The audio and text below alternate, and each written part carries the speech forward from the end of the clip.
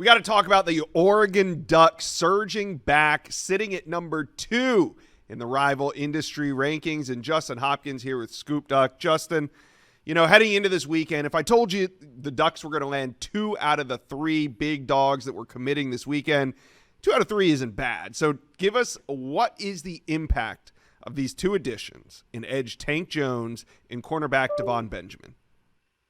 Yeah, you're right. I mean, if you would have asked any Duck fan, hey, you can go 2 for 3, any of the 2 for 3, I think they would have been very, very pleasantly surprised. And Oregon did. I think they got the right 2. Deuce Gerald's a great player. LSU, another big defensive lineman. What a hole they have on the defensive line for them. But, I mean, Oregon needed Devon Benjamin. Didn't have a cornerback committed in this class. Really, really needed him. And then Oregon, went heavy after Anthony Tank Jones, following that Richard Wesley saga that ultimately led him to Texas. Oregon was in the game with Tank Jones, but obviously that forced them to kind of pick things up even more. So, again, to pull the top player out of the state of Alabama, away from Bama to Oregon, just another statement win for Dan Lanning.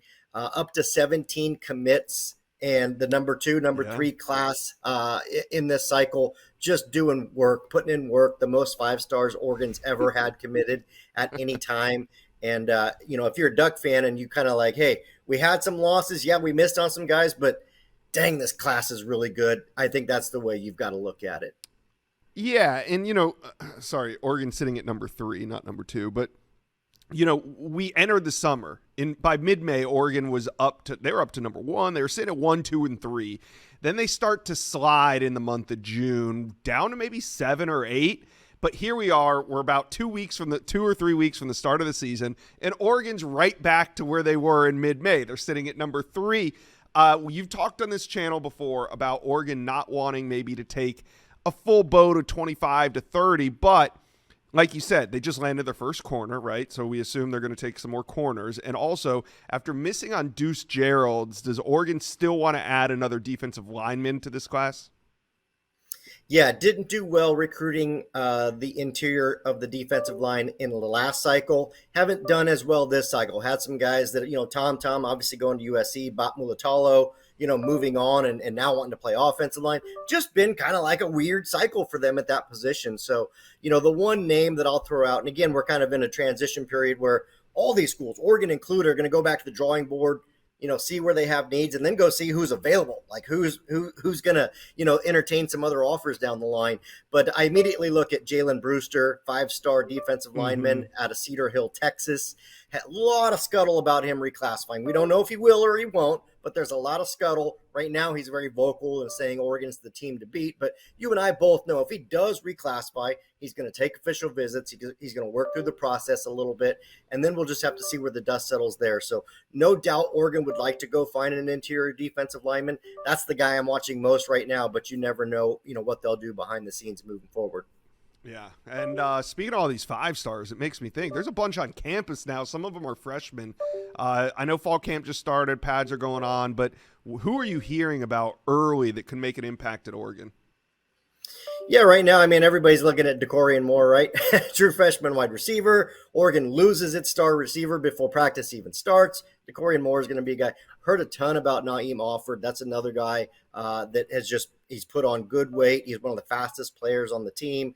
That's not really any surprise to anybody, right?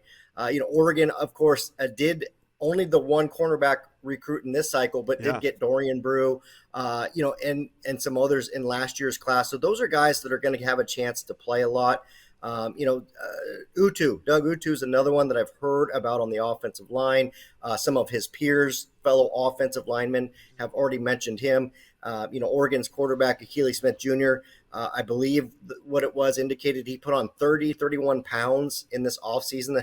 That's a big kid there. That's 6'6", 240 pounds or whatever he might be. So lots of guys making early waves. Oregon, just so folks know, Oregon has all closed practices. They are completely closed to the media all fall long. Pretty sure that's going to be the norm for Dan Lanning. Don't even get a 15-minute window. So, for now, we're just trying to kind of pick up some of the pieces that we've been posting over on Scoop Duck of what we've been able to hear outside of practice. All right. Do you think this was the last big recruiting weekend for Oregon before the season starts, or do you think there could be more fireworks? Now this is it. I'm certain these were, Deuce Gerald's and Davin Benjamin were the last two they were really working on, and I think that's the case for pretty much everyone around the country, right? Just kind of go back to the drawing board, see what needs you might have, see what happens with your team this fall, and then go back and look at other guys. I said all along, and this is something I said back in early spring, Oregon just needed to get somewhere between 15 and 20 commits, and they were going to be good because, like you said earlier, they're only going to sign around 20 guys. It's not going to be a huge class. Mm-hmm. So you're sitting at 17 now. If they can happen to poach maybe one, two, or three guys later on this fall, that puts them exactly where they need to be and right on schedule. Wild ride this entire summer, but Ducks sitting at number 3 right now in the Rivals industry rankings. Oregon fans, talk about it. How are we feeling? Did you have confidence the entire time, or were you one of those fans that was worried? Let me know.